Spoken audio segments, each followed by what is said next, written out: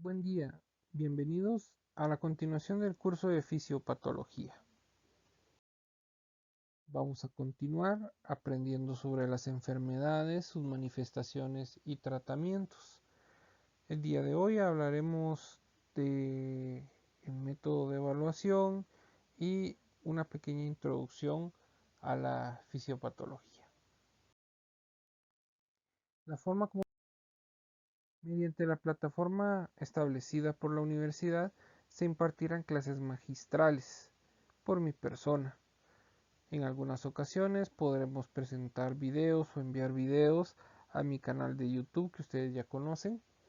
Al final de la clase, perdón, se indicarán los temas que se tratarán la próxima semana y puede que les suba material bibliográfico para que lean y tener leído ese material para la clase siguiente. Durante la clase podrán hacer las preguntas que crean pertinentes, como cuando estábamos en la sede de Chimaltenango. No hay ningún problema, pueden interrumpirme si tienen alguna duda del tema que estamos hablando.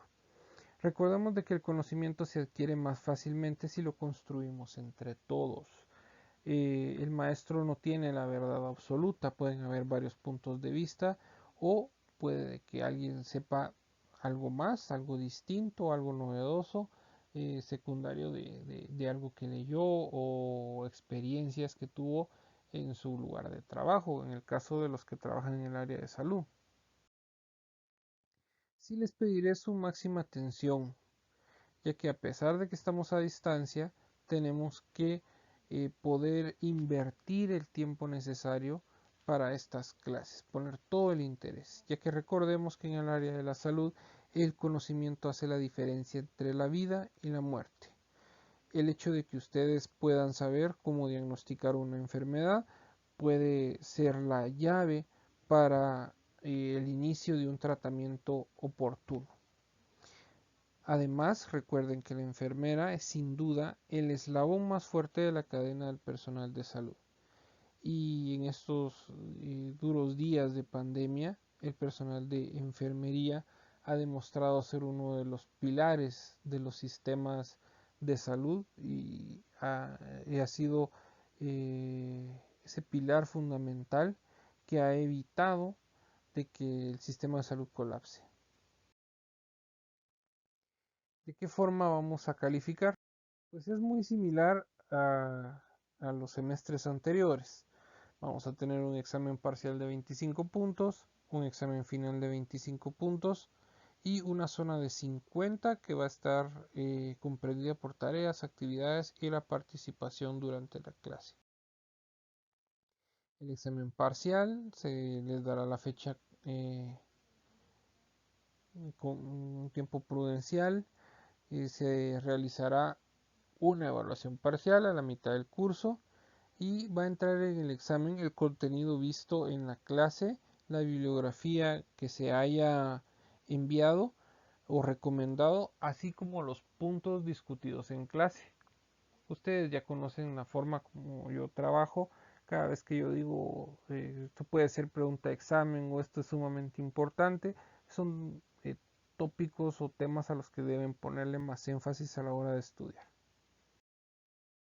Vamos a realizar dos actividades de correlación clínico-patológica con un valor de 10 puntos cada una para un total de 20 puntos.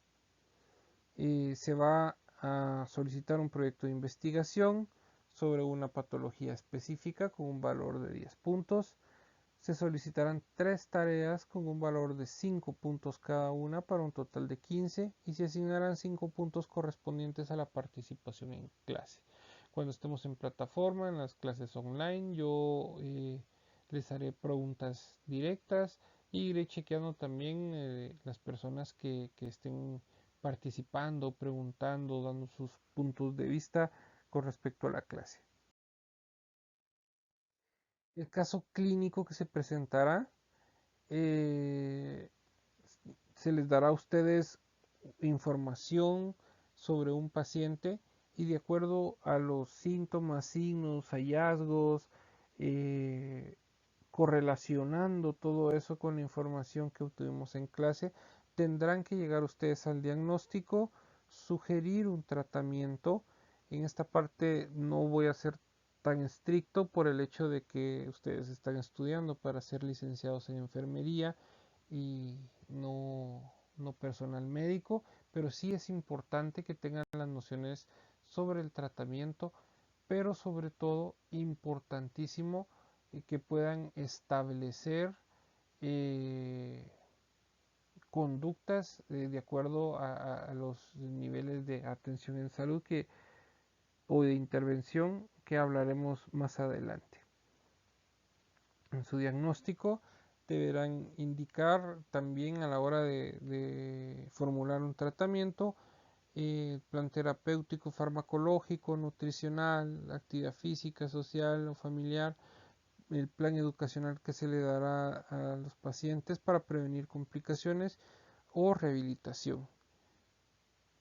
Estos casos clínicos los discutiremos en la plataforma, en las clases online, en donde todos van a poder brindar sugerencias de diagnóstico, de tratamiento o poder exponer sus puntos de vista de por qué es que creían de que el diagnóstico que ustedes pusieron en su trabajo es el adecuado o el correcto.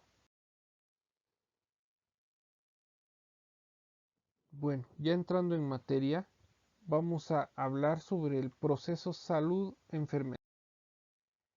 Según la Organización Mundial de la Salud, la definición de salud es un estado completo de bienestar físico, mental y social y no solamente la ausencia de afecciones o enfermedades. La enfermedad va a ser una alteración o desviación del estado fisiológico de una o varias partes del cuerpo por causas en general conocidas y manifestada por síntomas y signos característicos y cuya evolución es más o menos predecible.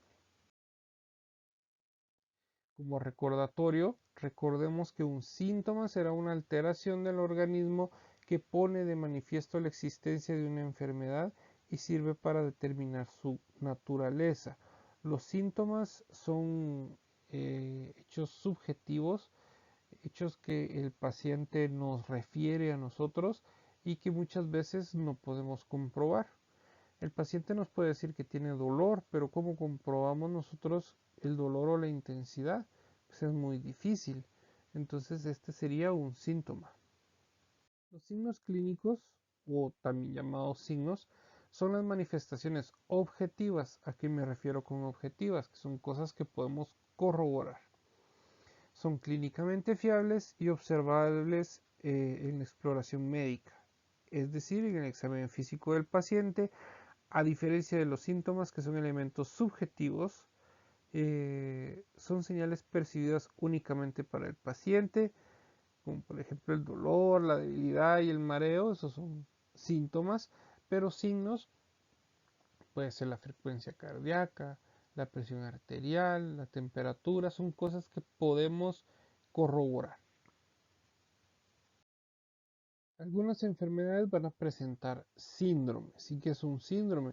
Es un cuadro clínico o conjunto de síntomas que presenta una enfermedad específica eh, que por sus propias características posee cierta identidad. Un ejemplo, cuando hablamos de síndrome diarreico agudo, pues hablamos de que el paciente puede tener diarrea, náuseas, dolor abdominal, deshidratación, inclusive fiebre, pero ahí ya tenemos un conjunto sindrómico, ya tenemos varios síntomas y signos que nos hacen pensar en un diagnóstico específico.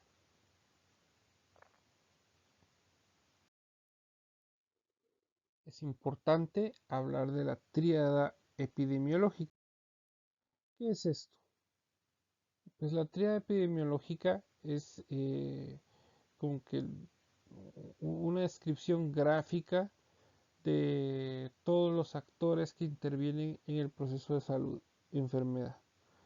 En el caso de las enfermedades infecciosas o transmisibles, vamos a tener un vector, un agente, el ambiente y el huésped.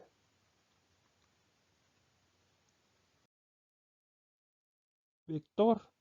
El vector va a ser cualquier agente, que puede ser una persona, un animal o un microorganismo, que transporte y transmite un patógeno a otro organismo vivo.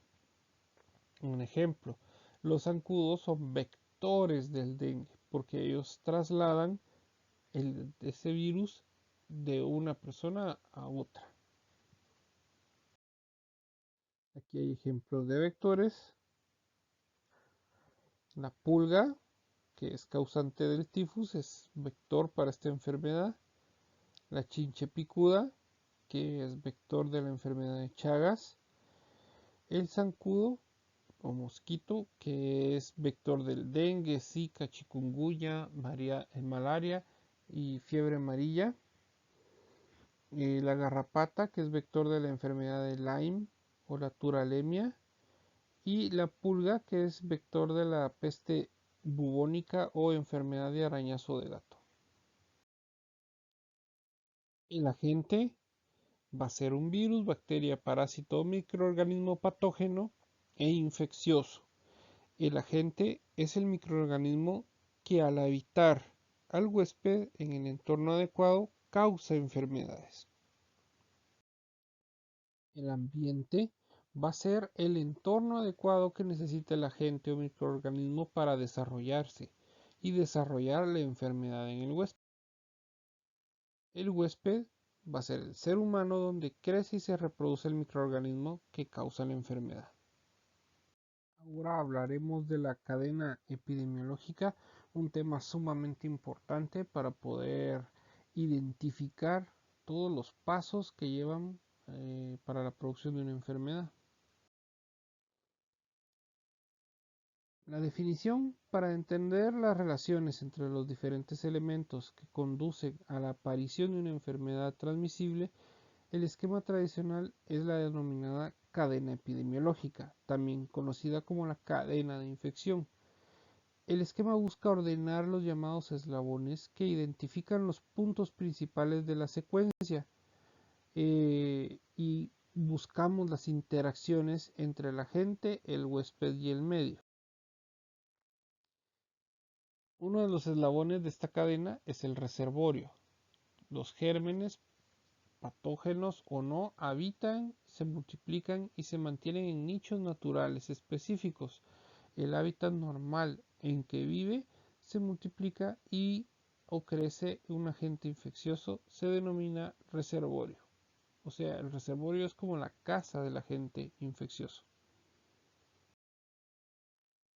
La puerta de salida del agente es el camino por el que deja el agente al huésped desde la fuente o desde el reservorio. Es generalmente el sitio donde se encuentra el agente. Un ejemplo, la tos. El modo de transmisión del agente puede ser de dos tipos, puede ser de transmisión directa, como cuando hay contacto íntimo o el simple hecho de un beso, y transmisión indirecta, que está por fomites o vectores. La puerta de entrada del huésped va a ser el lugar donde el agente ingresa al huésped. Un ejemplo, en el caso de COVID-19, la puerta de salida es la vía aérea del paciente infectado cuando tose o estornuda, liberando gotículas que son las que son inhaladas o aspiradas por el huésped. Esa sería la puerta de entrada, la vía aérea de la persona que recibe esas gotículas. La susceptibilidad del huésped eh, va a ser las circunstancias naturales que permiten la subsistencia o el alojamiento de un agente infeccioso en el huésped. Para que se produzca en el individuo una enfermedad infecciosa específica, tiene que reunirse una serie de aspectos estructurales funcionales del propio individuo. Un ejemplo, en las personas que padecen tuberculosis, tienen que cumplirse ciertas características como el hecho de que no esté vacunado, que no esté bajo inmunosupresión, porque esté tomando esteroides o porque haya tenido un trasplante o porque tenga cáncer o VIH. Estos son factores de susceptibilidad del huésped. Otros factores, la piel, Si tenemos heridas, somos más susceptibles al ingreso de bacterias o microorganismos. Las mucosas, la tos, los estornudos, la acidez gástrica, el peristaltismo o movimiento del intestino, la capacidad de formar o el hecho de tener anticuerpos específicos contra el agente infeccioso, la edad, el grupo étnico y el estado nutricional. Aquí hay un esquema de lo que hablábamos previamente sobre el huésped, el reservorio, la agente y la puerta de entrada. Los reservorios pueden ser animados o inanimados. Pongamos otra vez el ejemplo de COVID-19. Pues alguien pudo haber tosido sobre un lavamanos. Viene otra persona, toca el lavamanos, no se le lava las manos de forma adecuada y se lleva el virus y se lo puede pasar a otra persona. Al infectarse puede ser de que al toser o estornudar sea transmisor ya del virus. Ejemplos también tenemos como el de las tenias, ¿verdad? Que el cerdo se come el parásito se desarrolla en el cerdo, se queda en su carne, el hombre se come la carne, se infecta y esto puede provocar cisticercosis, neurocisticercosis. Lo mismo con la enfermedad de Chagas, ¿verdad? El vector sería la chinche picuda, el agente, el Trypanosoma cruzi. Entonces, al picar el vector al huésped, lo enferma.